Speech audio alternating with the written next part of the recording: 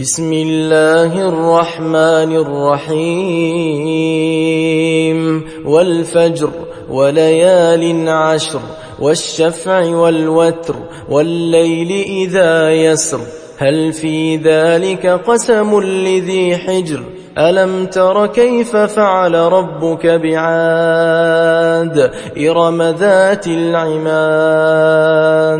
التي لم يخلق مثلها في البلاد وثمود الذين جابوا الصخر بالواد وفرعون ذي الأوتاد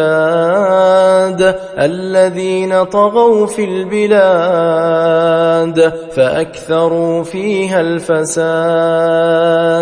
فصب عليهم ربك سوط عذاب إن ربك لبالمرصاد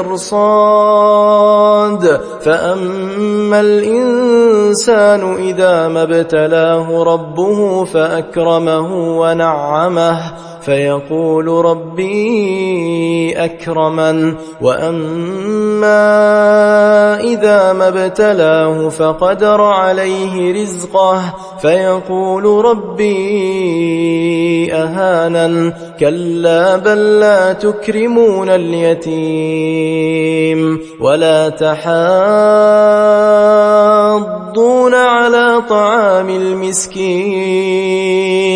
وتأكلون التراث أكلا لما وتحبون المال حبا جما كلا إذا دكت الأرض دكا دكا وجاء ربك والملك صفا صفا وجيء يومئذ بجهنم يومئذ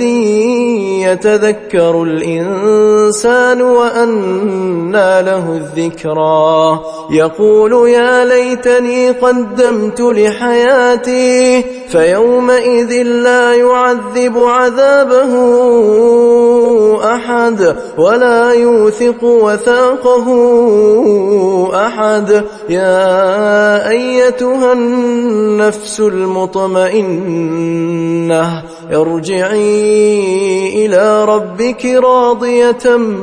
مرضية فادخلي في عبادي وادخلي جنتي.